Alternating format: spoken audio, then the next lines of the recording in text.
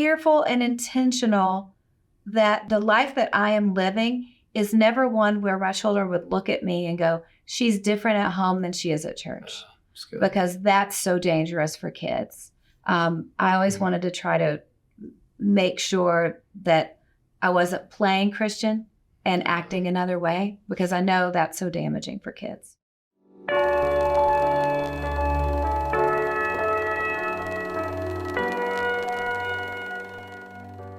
Alli, welcome. Thanks. It's great to be here. We're going to dive right into it. What have been some of your main struggles as a mom? I mean, we're going to go right into the personal space. For you as a mom, what have been some of those struggles you've had to wrestle with? I think it's the main struggle that all moms deal with, which is thinking that we're completely messing our children up. My mom told a story of herself laying across her bed when I was 4 and praying and saying, Lord, I think I've created a monster. I've done everything wrong. And I thought, what was I doing at age 4 that it did that?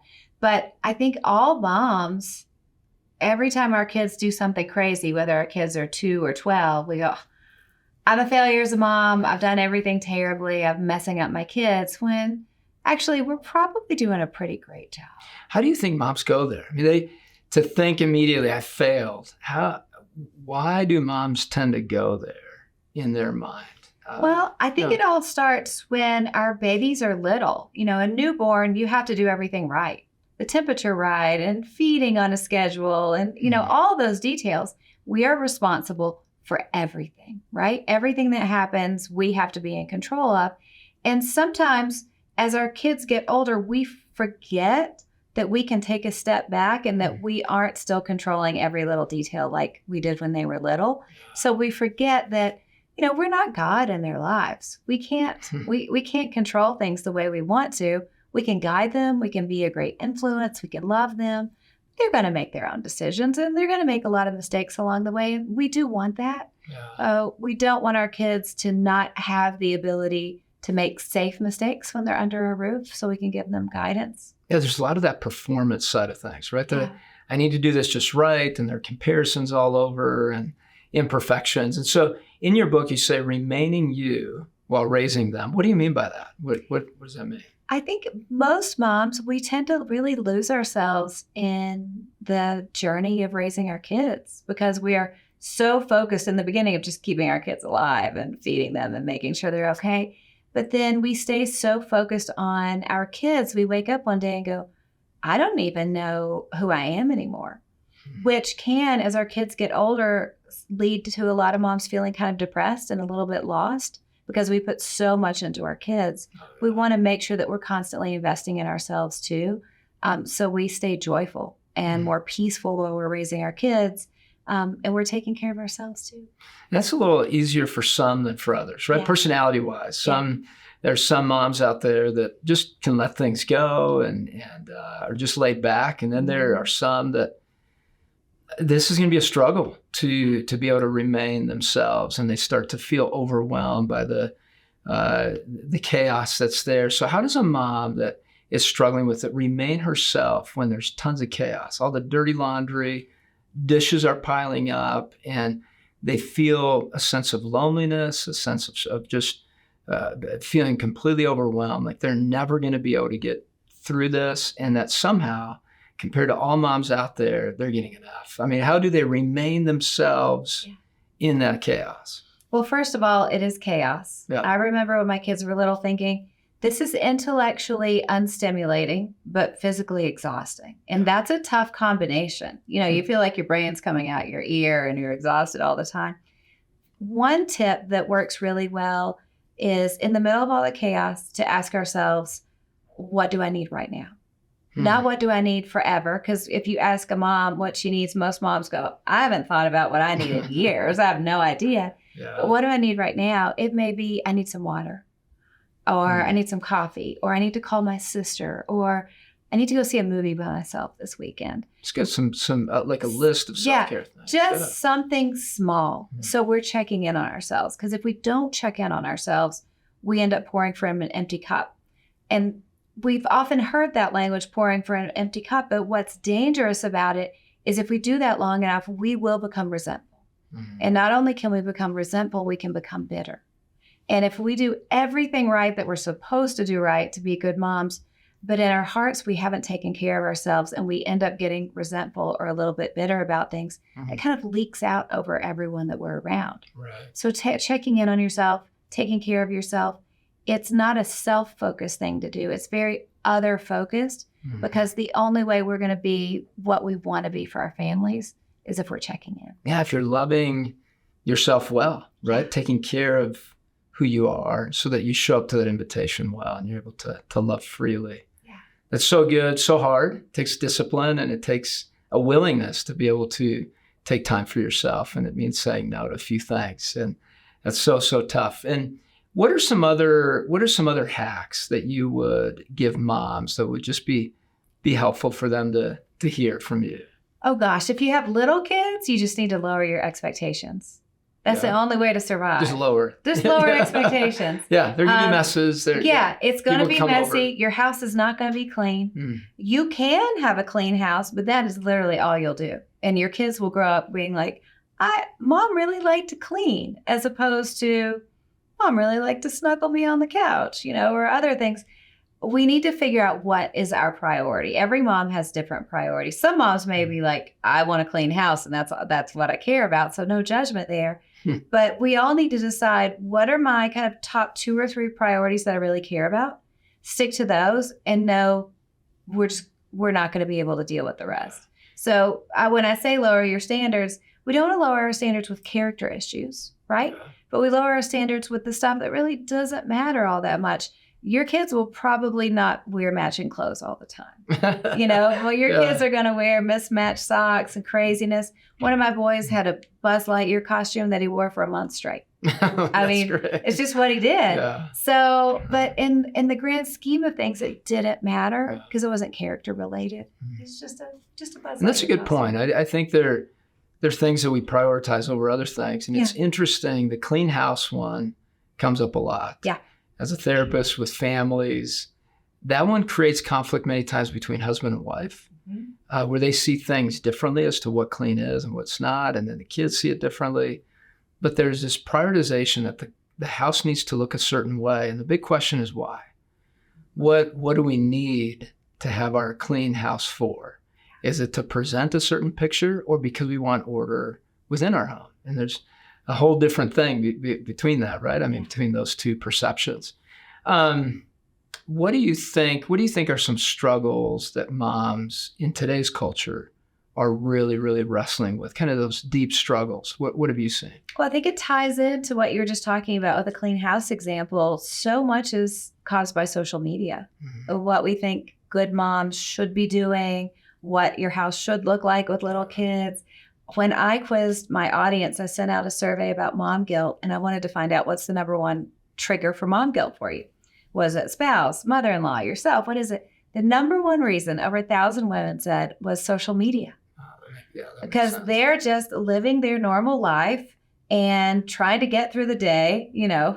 I love how Jim Gaffigan says having a big family is like you're drowning, and then someone says, "Here, have a baby." You're just drowning in your normal life of taking care of things, and then you open up Instagram or TikTok, and you're just inundated with accounts of people with clean white kitchen, and all the kids are matching, and the clothes aren't ruined, and the dog is smiling, and you're in your house. And your dog ate something and is throwing up on the carpet, and you haven't washed your hair in a week, and you want to throw your phone across the room. So I think that is a huge issue for moms right now, that it's very triggering because there's this false sense of what life should look like. But I will say, when I see pictures of my house in about a 10-year span, I just look at it and go, wow, there was just stuff everywhere. But we were happy. Yeah, the kids don't remember the stuff everywhere. Right. In fact, my 22-year-old, he was in the living room recently, and he goes, the house is just so boring now. it's just clean. Clean. Yeah. It doesn't have your football equipment everywhere, your Legos. Because there's a character, right? The room changes. Yeah. When certain kids, certain people leave the house. Yeah. And I remember my wife a few times along the way, now our kids are 18 and 20, say, yeah, I'm not like that mom, or I'm not like that one, right? man, I don't do things like other moms. And it's this comparison that she was wrestling with along the way, sometimes more so than others. And it was great to be able to step into that with her and say, honey, you're doing the best you can with what you've got, and you're doing a great job with our 2 kids that were entrusted to you. That's all you need to worry about, and just pour in and do your best. And it's one day at a time. That's it, right? I had a friend, I was telling her about my nighttime routine with my little guys, and I would snuggle up in bed for about 15 minutes with the 3 youngest. And we would read a book or we'd listen to music. Sometimes we'd watch YouTube, whatever it is. And I was just a really good nighttime mom. And I was telling her like the nighttime strategy. And she said, I'm kind of done with my kids at night. Maybe I need to try your strategy. And I was like, well, if you want to, you can. And I saw her about a month later and I said, how did it go with the nighttime strategy? She goes, it was terrible. It was terrible. I am not a nighttime mom. But what I learned about myself is I'm a morning mom. And she said how she makes a homemade breakfast for her kids every morning. And she reads a book at the table at breakfast. And she was like, yeah, I'm not a nighttime mom. I'm a morning mom. And we were talking about how that's such a great example of different strengths. Like I was never a great morning mom. I remember at one point when one of my boys was a preteen, I had trained him to bring me coffee to get me up in the morning. Nice. I was not a morning That's good mom. training. Yes. Yeah. But I was a great nighttime mom. So we all have different strengths. And you're right. It's really important to lean into that. Yeah, my wife would write notes in their lunches, very consistent with that, with verses. And she read with each one. I mean, she did a lot of great things. Honey, look at these things you're doing instead of looking at things that you're not doing, because you can't do everything. I mean, there are only 24 hours in a day, and some of that you're sleeping. I feel like it's not good for our kids if we were the perfect mom. Yeah. They can't learn love. Yeah. It would really mess them up if we did everything perfect. Like, we want to be perfect moms. Yeah. But it's not good for our kids if we were perfect moms. Right. Yeah. That's good. Spiritual growth is a top concern for parents. Right. How does a mom enter this space well with all the different demands, and how can a mom be consistent with teaching spiritual growth to her kids? When you have multiple kids, right? And different ways that they learn and different personalities, and now you're trying to instill spiritual growth in your home. How does a mom do that? In my life, I shared often what God was teaching me and what I was learning. So people are always shocked to hear it. We never sat down and did devotions as a family. We tried, but we always fell right off the wagon. There was never anything structured, but we always shared what God was teaching us and what we were learning about God. And sometimes what we were struggling with, or God was leading us in a certain area. We were nervous about it. How is this going to play out? And we would share that with the kids. And for them, that was really important formation, because even as an elementary school student, just driving in the car and me going, you know what I learned about God recently? X, Y, and Z. So it was normal. It was natural. It wasn't, let's sit down and have a Bible study. That's right. Let's study it up. Yeah. But then I would incorporate things in their lives. One of my sons, when I told him I was coming out to focus on the family, he said, I still have all my Adventures in Odyssey CDs. He has this stack. He had a little boom box like people had back in the day. Right. And he would go to sleep listening to Adventures in Odyssey every single night. And he said that he had won a lot of Bible drills in school because of those Adventures in Odyssey. Yeah. So just making it, listening to worship music in the car. But also being careful and intentional that the life that I am living is never one where my children would look at me and go, she's different at home than she is at church, because that's so dangerous for kids. I always wanted to try to make sure that I wasn't playing Christian and acting another way, because I know that's so damaging for kids. It is. It is. So that consistency and that warmth and sensitivity that a mom can bring, that's genuine, right? In that life with Christ on their own. I'm sure your kids saw you praying and talking about that prayer life that you have. And so many moms are praying for their kids each day. And that's a beautiful thing that moms do. Now, how can a mom establish good communication with their preteens and even younger than that, so that it goes well into the teen years? Because it doesn't all of a sudden happen, the teen years, right? You have to build something. What are some intentional ways to build that from a mom's point of view with a boy, with a girl, boys, daughters, and sons, both? My secret was learning to love what they loved. Oh, That that's was good. really Yeah. important. Yeah. One of my sons was really mean to me for years and just didn't like me. I remember saying to my husband, "You're just going to have to deal with him because we apparently don't get along." And we joke about it now because he just grew out of it. But he'll say, "I don't know why I was so mad at you all those years. We just had a few years where it was rough, maybe age like 5 through 12. Okay. Just was not nice to me at all. There's no clue why. And we're very close now. But I remember going, how in the world am I going to get through to this kid? How am I going to communicate with him? Because he needed a lot of discipline. It was always about all the wills. And what he liked was movies. And I started going, hey, let's watch a movie this weekend. What movie do you want to watch? And we'd So sit and side by watch. side time. Yeah, we'd sit and watch a movie. And it's really me getting into his hobby and learning to love his hobby and learning the language of his hobby, even if sometimes I didn't like the movies, that brought us back together. And before we knew it, he just grew out of being such a difficult kid. Mm-hmm. A lot of moms that I talk to now are doing this with video games. So it was playing, going in and playing. Yeah, like Super Mario, let's go. Yeah. Because if you just sit down with a preteen and go, hey, let's communicate, that preteen is just, that's right. But if you're sitting down playing Smash Bros or something with a kid, then you're going to seem a little safer and you're not just mom doing mom things. Mom becomes a friend. I got a card from my 25-year-old, a Mother's Day card recently that said, when I find myself thinking about you, I sometimes forget that you're mom and I think of you as a warm, loving friend. And that's such a nice thing to say. And I thought, that's so good. Yeah. Goodness, that's great. I'm still your mama. Yeah. But I'll take a warm, loving friend. And I think the secret to that is learning to love what your kid loves. Oh, that's great. Yeah, my daughter, she said, Dad, I wish you could be my best friend at school. Oh. And we're such good friends and I love hanging out with you. I wish you could just be smaller and be my friend. I said, man, I get to be your dad, which is an even better thing for us. And I love it. Yet we can still do lots of things together. We write notes to each other. I write her notes. And we have a unique relationship, father-daughter, but then she has a unique relationship with her mom. And that's the beauty of it, that you can have unique relationships with each of your kids. And you mentioned that with your son, that it went a certain direction, right? Yeah. Unexpected. I mean, that's the thing. Side by side changed it. It makes us panic a little bit when our kids go through a rough stage. Because we go, I don't know what I did wrong. Something, I've lost my kid. It's terrible. But kids just go through bumpy stages. They do. Yeah. They do. My daughter wrote me this the other day. She put this in my lunch. She made my lunch. She got up early. She does that every once in a while. And she created this and she put on here. It's a quote from Ann Voskamp. It says, the very thing we are afraid of, our brokenness, is the door to our Father's heart.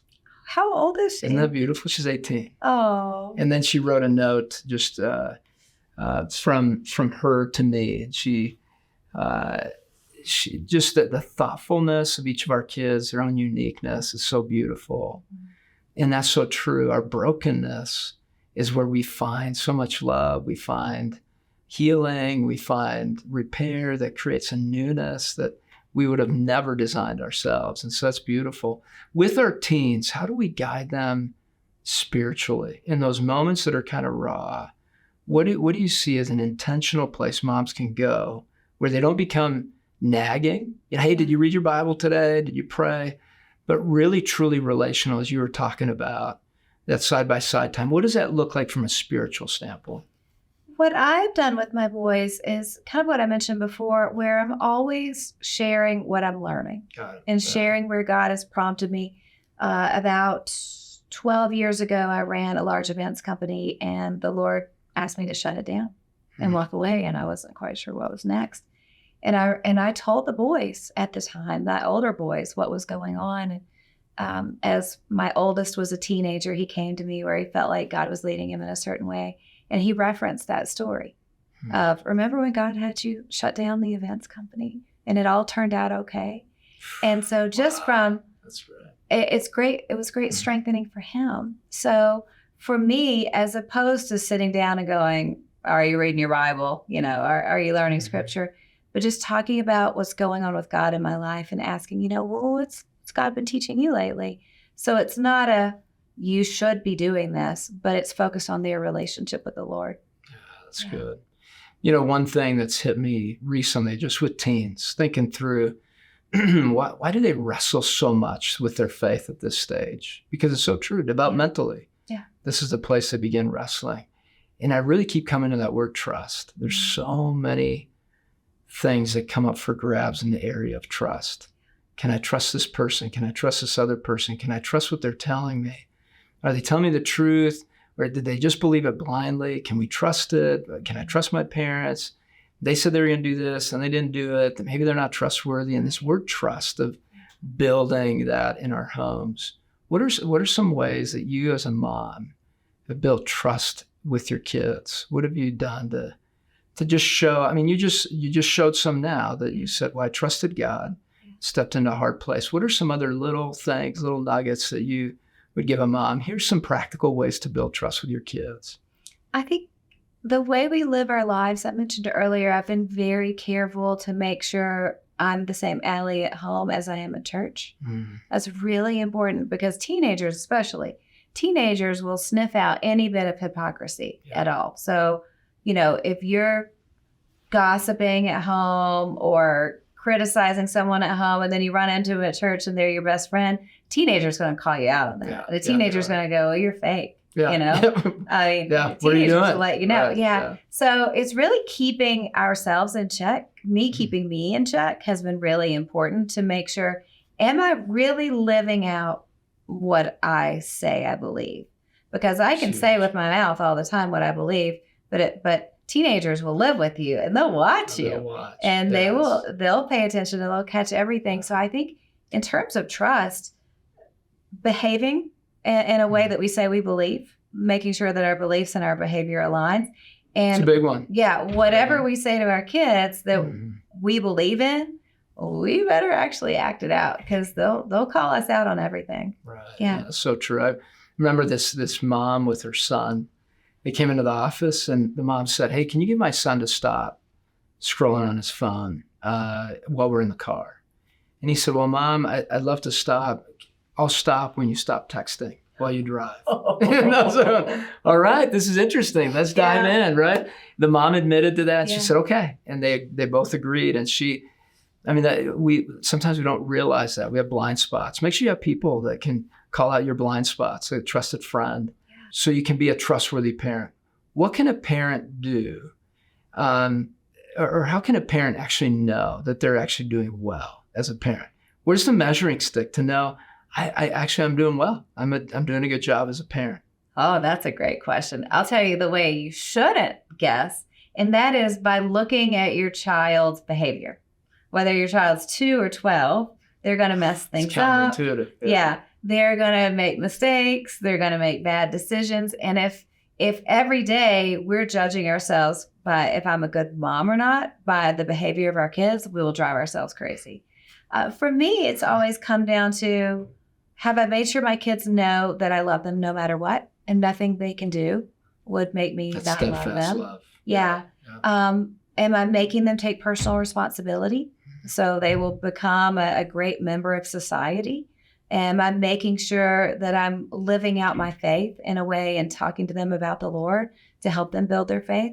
As long as I would say fourth, am I disciplining them enough when they need it? Because it's easy to love them, it's harder to discipline. So I'd make sure all four of those things. If I'm doing that, God will take care of the rest. That's so good. But if I'm judging it by someone had a meltdown or someone failed a quiz or, whatever happens. Or even on the other side of that, right? Yeah. If they're acting really good, am I truly being a good parent? Oh, I don't even want to think about that because those days I like to think I'm a great parent. You're exactly right. No, we can't own any of the behaviors, right? We can just influence, Yeah. And then they get to make their choices.